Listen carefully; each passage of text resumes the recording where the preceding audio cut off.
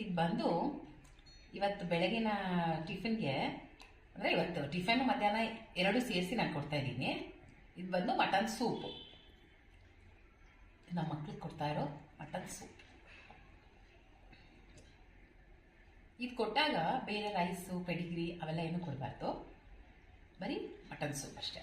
ಇದರಲ್ಲಿ ಬರೀ ಅರಿಶಿನ ಮತ್ತು ಕೊಕೊನಟ್ ಆಯಿಲ್ ಎರಡೂ ಹಾಕಿ ಬೇಯಿಸಿ ಮಾಡಿರೋಂಥ ಮಟನ್ ಸೂಪ್. ಸೊ ನಿಮ್ಮ ಮನೆಗಳಲ್ಲಿ ಸಹ ಪೆಟ್ಟಿದ್ರೆ ಈ ಥರ ಕೊಡಿ, ತುಂಬ ಹೆಲ್ತಿಯಾಗಿ ಚೆನ್ನಾಗಿರುತ್ತೆ.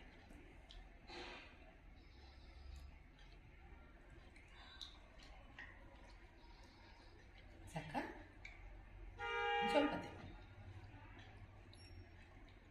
ಸ್ಟಾಪ್ ಮಾಡಿ.